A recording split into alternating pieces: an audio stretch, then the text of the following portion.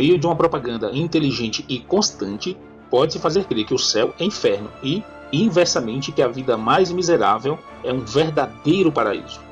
Com a expansão e popularização dos meios de comunicação, o fluxo de mensagens persuasivas vem se acelerando de modo impressionante. Devido a essa revolução nas comunicações, as pessoas ficam sobrecarregadas com informações vindas de toda parte.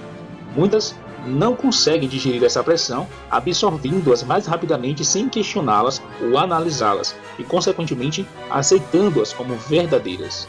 Dessa ideia surgiram enormes indústrias, desde a da publicidade até as universidades, todas conscientemente dedicadas à convicção de que é preciso controlar as atitudes e opiniões, porque de outra forma o povo será muito perigoso.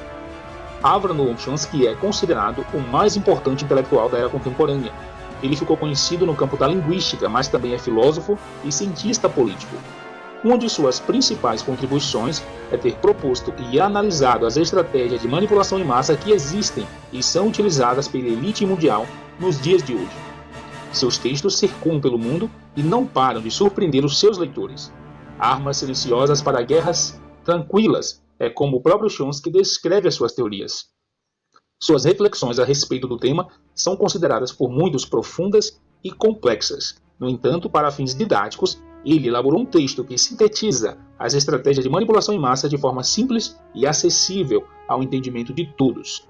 Então, vamos às 10 das estratégias apontadas e analisadas por ele. Estratégia número 1. A distração.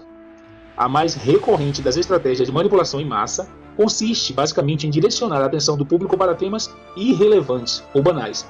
Desta forma, eles mantêm as mentes das pessoas ocupadas, cheias de informações fúteis, inúteis. Dá-se uma importância excessiva a eventos esportivos, shows, programas de TV e reality shows, como o Big Brother, por exemplo. Isso faz com que as pessoas percam de vista quais são os seus reais problemas. Manter o público ocupado, sem nenhum tempo para pensar, de volta ao curral com os outros animais, mero gado do sistema. Estratégia número 2. Problema, reação, solução. Às vezes o poder deliberadamente deixa de atender ou atende de forma deficiente certas realidades. Se cria um problema, uma situação já calculada para causar certa reação no público, a fim de que este seja o mandante das medidas que são impopulares, mas que sirvam aos propósitos da elite e não aos da população. Por exemplo, quando querem privatizar uma empresa pública e intencionalmente pioram seu nível de serviço, no final isso justifica a venda. Ou ainda, deixar que se desenvolva ou que se intensifique a violência urbana, organizar atentados sangrentos a fim de que o público seja o mandante de leis de segurança e políticas desfavoráveis à liberdade. A China vem adotando tecnologias como reconhecimento facial e inteligência artificial para identificar e rastrear mais de 1,4 bilhão de pessoas. E isso com o argumento que é para a própria segurança do povo, quando na realidade o principal motivo é para manter o povo sob vigilância constante, para que o gado não saia do curral. Estratégia número 3. Gradualidade. Para fazer que se aceite uma medida inaceitável, basta aplicá-la gradualmente a conta-gotas por anos consecutivos, de forma que seja praticamente imperceptível. Foi dessa maneira que condições socioeconômicas radicalmente novas foram impostas durante as décadas de 80 e 90. Estado mínimo, privatizações, precariedade, flexibilidade da legislação trabalhista, desemprego em massa, salários que já não asseguram um meio de vida decente. Foram tantas mudanças que teriam provocado uma verdadeira revolução se tivessem sido aplicadas de uma só vez. Estratégia número 4. Diferir ou prorrogar. Outra maneira de se fazer aceitar uma decisão impopular é de apresentá-la como dolorosa, mas necessária, obtendo a aceitação no momento para uma aplicação futura. Nesta ótica, é mais fácil aceitar um sacrifício futuro do que um sacrifício imediato. Primeiro, porque o esforço não é empregado imediatamente. Depois, porque a população tem sempre a tendência a esperar ingenuamente de que amanhã tudo irá melhorar e que o sacrifício exigido poderá ser evitado. E isso dá mais tempo ao público para acostumar-se à ideia da mudança e aceitá-la com resignação quando chegar o momento. Estratégia número 5. Infantilizar o público ou dirigir-se ao público como crianças. A maioria da publicidade dirigida ao grande público utiliza-se de discursos, argumentos, personagens e entonação particularmente infantis, muitas vezes próximos à debilidade, como se o espectador fosse uma criança de pouca idade ou até mesmo alguém com alguma deficiência mental. Quanto mais se tenta enganar o espectador, mais se tende a adotar um tom infantilizante. Por que se faz isso? Se alguém se dirige a uma pessoa como se ela tivesse a idade de 12 anos ou menos, então, em razão da sugestionabilidade, ela tenderá com certa probabilidade a uma resposta ou reação também desprovida de um sentido crítico, como a de uma pessoa de 12 anos de idade ou menos. Os políticos também empregam essa tática, às vezes se mostrando como figuras paternas. Estratégia número 6. Apelo ao emocional. As mensagens que são projetadas a partir da elite dominante não têm como objetivo a mente reflexiva das pessoas. O que procuram é a emoção. Fazer uso do aspecto emocional é uma técnica clássica para causar um curto-circuito na análise racional e, finalmente, no sentido crítico dos indivíduos.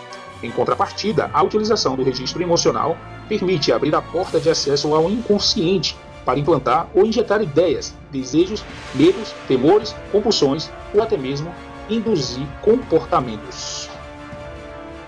Estratégia número 7. Criar um público ignorante e mantê-lo assim. Manter as pessoas na ignorância é um dos propósitos do poder. Ignorância significa não dar às pessoas as ferramentas para que possam analisar a realidade por si mesmas. Fazer com que o público seja incapaz de compreender as tecnologias e os métodos utilizados para seu controle e sua escravidão. A qualidade da educação dada às classes sociais inferiores deve ser a mais pobre e medíocre possível, de forma que a distância da ignorância que para entre as classes inferiores e as classes sociais superiores seja e permaneça impossível de ser revertida por estas classes mais baixas. Estratégia número 8. Promover públicos complacentes com a mediocridade.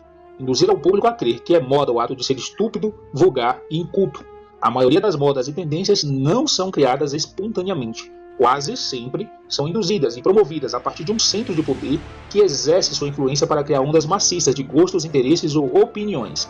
Os meios de comunicação geralmente promovem certas modas e tendências, a maioria delas em torno de estilos de vidas tolos, supérfluos, até mesmo ridículos. Convencem as pessoas de que se comportar assim é o que está na moda e que quem não adere é porque está obsoleto e ultrapassado. 9. Reforço da autoculpabilidade. Fazer as pessoas acreditarem que elas e somente elas são culpadas por seus problemas. Qualquer coisa negativa que aconteça depende apenas delas mesmas. Dessa forma, são levadas a acreditar que o ambiente ao seu redor, por mais miserável e adverso que seja, não é desculpa para não vencer na vida, que se ocorrer uma falha, esta é responsabilidade única do indivíduo. Usam até exemplos de pessoas que superaram essas condições desafiadoras, só não falam que é uma em 1 milhão. Assim, no lugar de se rebelar contra o sistema político e financeiro, exigindo melhorias, o indivíduo se autodesvaloriza e se culpa, o que gera um estado depressivo, cujo um dos efeitos é a inibição de sua ação. E sem ação, não há reivindicação. Estratégia número 10. Conhecimento profundo do ser humano. No decorrer dos últimos 50 anos, os avanços acelerados da ciência têm gerado uma crescente brecha, na realidade um abismo, entre o conhecimento da grande massa e aquele possuído e utilizado pela elite mundial. Graças à biologia, neurobiologia e à psicologia aplicada, o sistema ou a elite tem desfrutado de um conhecimento avançado do ser humano, tanto em sua forma física como psicológica. E isto significa que, na maioria dos casos, o sistema exerce um controle maior e um grande poder sobre o indivíduo mediano, muito mais do que ele mesmo. Mais uma vez fica claro que a ignorância facilita a ação do poder sobre a população. Todas essas estratégias de manipulação em massa têm como objetivo manter o mundo atual como convém para os mais poderosos, bloquear a capacidade crítica e a autonomia da maioria das pessoas. E pelo visto, este plano de poder, até agora, vem se mostrando muito eficaz. Você conheceu algumas das armas que usam para te manipular. Portanto, você está apto para despertar, sair da Matrix e começar a pensar fora da caixa.